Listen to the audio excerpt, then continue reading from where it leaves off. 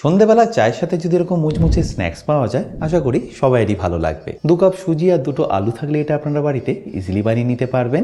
আর বানানোটা কতটা সহজ সেটা আপনারা ভিডিওটা দেখলেই বুঝতে পারবেন। আর এটা শুধু বড়রাই নয়, বাচ্চারাও কিন্তু দেখবেন দারুণ পছন্দ করবে। তাহলে চলুন আর দেরি না করে রেসিপিটা শুরু করা যাক।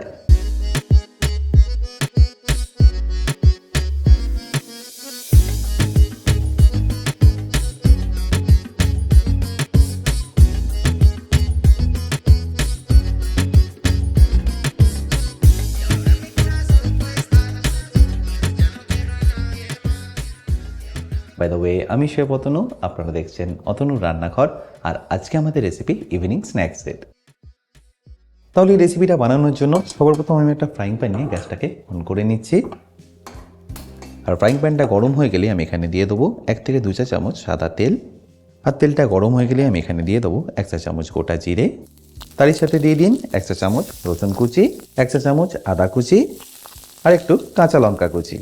ব্যাস, তারপর এটাকে ভালো করে একবার মিশিয়ে নিন।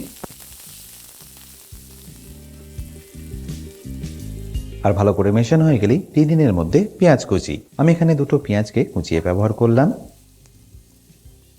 তারপর ফ্লেমটাকে হাই রেখে এটাকে ভালো করে মিশিয়ে নেব। আচ্ছা, এই স্টাফিংটা কিন্তু আপনারা শুধু পেঁয়াজ আর আলু দিয়ে বানিয়ে নিতে পারেন, বাট আপনারা এখানে কিন্তু কিছু অ্যাডিশনাল ভেজিটেবলও অ্যাড করতে পারেন। আর অ্যাডিশনাল ভেজিটেবলের মধ্যে আমি এখানে অ্যাড করছি অল্প একটু গাজর, সাথে দিচ্ছি একটু বিনস, অল্প একটু ক্যাপসিকাম আর একটু ক্রাশ করা কড়াইশুঁটি, সাথে একটু নুন আর হলুদ আর বিন নুন দিয়ে এটাকে ভালো করে একবার মিশিয়ে নিন। এটা মেশানোর সময় ফ্লেমটা আপনারা কিন্তু লো টু মিডিয়ামই রাখবেন। আর লো টু মিডিয়াম ফ্লেমে এটাকে আপনাদের কুক করতে মোটামুটি ধরুন সময় লেগে যাবে 5 থেকে 6 মিনিট মতো। আবারও বলছি, এই ভেজিটেবলটা দেওয়া কিন্তু একদমই অপশনাল। আপনি যদি না দিতে চান তাহলে অ্যাভয়েড করতে পারেন। শুধু পেঁয়াজ আর আলু দিয়ে এটা আপনারা বানিয়ে নিতে পারেন।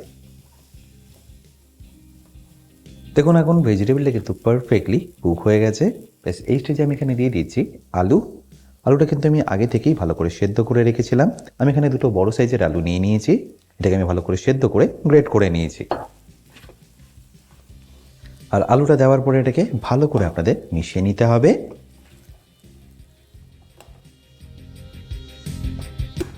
চেষ্টা করবেন আলুটাকে হাত দিয়ে ম্যাশ না করে এইভাবে ভালো করে গ্রেট করে নেওয়ার। তাহলে দেখবেন মিক্সচারটা এরকম স্মুথ হবে, কোনো রকম লাম্পস থাকবে না। আর ভালো করে মিশানো হয়ে গেলে ফাইনালি এটাকে আমি ফিনিশ করব অল্প একটু ধনেপাতা দিয়ে।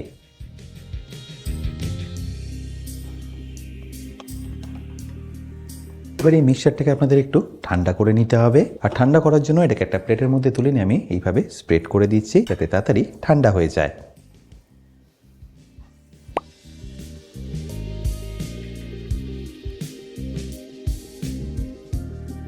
এবার একটা কড়াই নিয়ে আমি গ্যাসটাকে অন করে নিচ্ছি। এবার কড়াইটা গরম হয়ে গেলে আমি তার মধ্যে দিয়ে দেবো পরিমাণ মতো জল। 2 কাপ সুজির জন্য আপনাদের লাগবে 4 কাপ জল। তারপর জলটাকে একবার ভালো করে আপনাদের গরম করে নিতে হবে। জলটা যখনই দেখবেন একবার ভালো করে গরম হয়ে গেছে, তখন এখানে দিয়ে দিন 1 চা চামচ গোটা জিরে। তারই সাথে যাবে স্বাদ মতো নুন, 1 চা চামচ চিনি আর সামান্য একটু চিলি ফ্লেক্স। আপনার চাইলে কিন্তু এখানে অরিগানো একটু ব্যবহার করতে পারেন। এবার এই গরম জলের মধ্যে আমি এখানে দিয়ে দিচ্ছি 2 কাপ সুজি।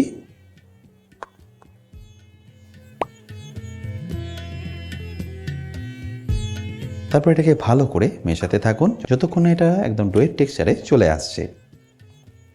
স্লো ফ্লেমে এটাকে আপনারা যত মেশাবেন দেখবেন আস্তে আস্তে এটা কিন্তু টাইট হতে থাকছে। আর আস্তে আস্তে দেখবেন এর টেক্সচারটা একদম ডোয়ের মতো টেক্সচারে চলে আসছে। মোটামুটি লো ফ্লেমে এটাকে 5 থেকে 6 মিনিট মেশালেই দেখবেন এর টেক্সচারটা একদম পারফেক্টলি চলে আসবে। দেখুন, কড়ার গা থেকে কিন্তু এটা এখন ইজিলি ছেড়ে দিচ্ছে, তার মানে এটা এখন পারফেক্টলি রেডি। ব্যাস, এবার এটাকে তুলে নেমে রেখে দিচ্ছি একটা বোলের মধ্যে হালকা একটু ঠান্ডা করে নেওয়ার জন্য।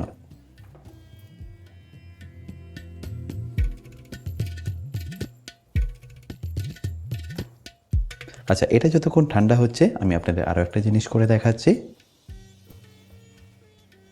আচ্ছা, এবার যে আলুর মিক্সচারটা আমি রেডি করেছিলাম সেটা দিয়ে আপনাদের এরকম ছোটো ছোটো বল বানিয়ে নিতে হবে।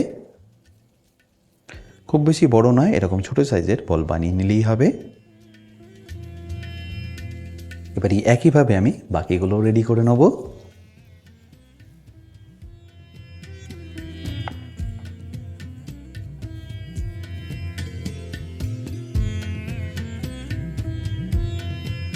তাহলে সবকটি দেখুন এখানে আমার বানানো হয়ে গেল।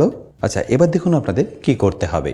এবার যে সুজির মিক্সচারটা রেডি করেছিলাম তার মধ্যে দিয়ে দিয়েছি অল্প একটু ধনেপাতা। তারপর এর মধ্যে সামান্য একটু তেল দিয়ে এটাকে ভালো করে একবার মেখে নেব। এই ডোটা কিন্তু একদম ঠান্ডা হওয়ার আগে এটাকে আপনাদের করে নিতে হবে, কারণ এটা বেশি ঠান্ডা হয়ে গেলে টেক্সচারটা কিন্তু আপনারা প্রপারলি পাবেন না। তো অল্প গরম থাকা অবস্থায় এটাকে আমি ভালো করে মেখে নিচ্ছি। আচ্ছা, এবার দেখুন আপনাদের এটাকে কীভাবে স্টাফ করে নিতে হবে। প্রথমে সুজির এই মিক্সচারটাকে এইভাবে আপনারা একটু ফ্ল্যাট করে নিন, আর এটা করার সময় অতি অবশ্যই কিন্তু হাতের মধ্যে একটু তেল লাগিয়ে নেবেন। তারপর এর মধ্যে একটা মিক্সচারের বল অ্যাড করে দিন, তারপর এইভাবে এটাকে স্টাফ করে নিন। একদম সিম্পল।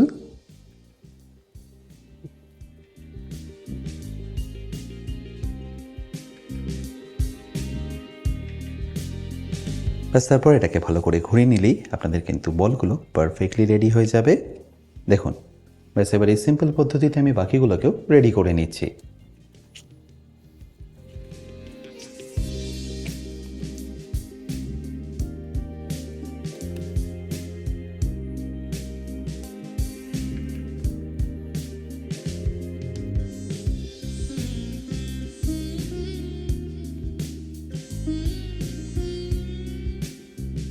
তাহলে সবকটি দেখলেন এখানে আমার কিন্তু পারফেক্টলি রেডি হয়ে গেল।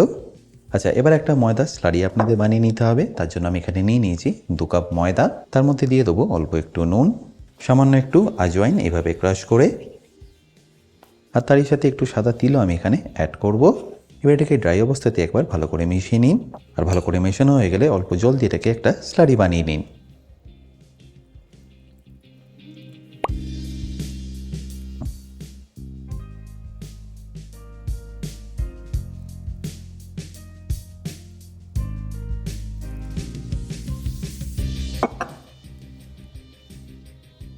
খুব বেশি পাতলা স্লারি কিন্তু আপনারা বানাবেন না, একটু মোটা রাখবেন বা ঘন রাখবেন, যাতে এটা পারফেক্টলি কোট হয়।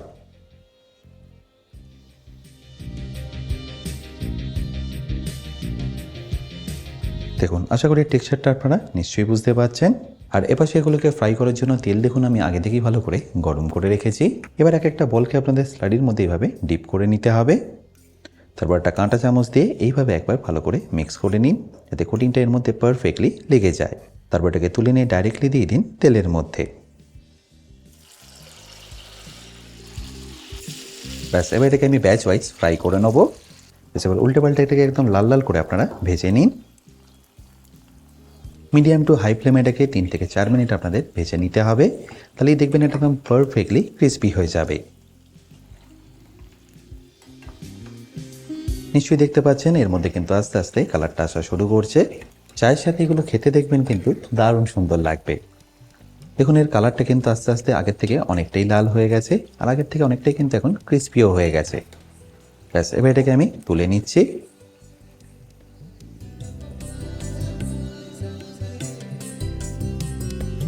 এবার একইভাবে আমি বাকিগুলোকেও রেডি করে নিচ্ছি।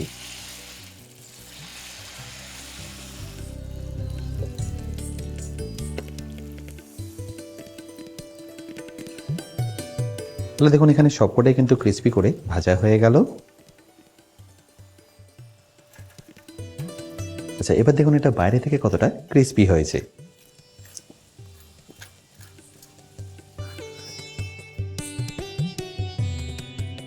বাই দ্য ওয়ে, আমি শেফ অতনু, আপনারা দেখছিলেন অতনু রান্নাঘর। দেখা হচ্ছে আপনাদের সাথে একটা নতুন রেসিপি নিয়ে নেক্সট এপিসোডে। ভালো থাকবেন, সুস্থ থাকবেন। আচ্ছা, আমি আপনাদের এটাকে ভেঙেও দেখাচ্ছি। দেখুন এটা ভেতর থেকে কতটা সফট আর বাইরে থেকে কতটা ক্রিস্পি।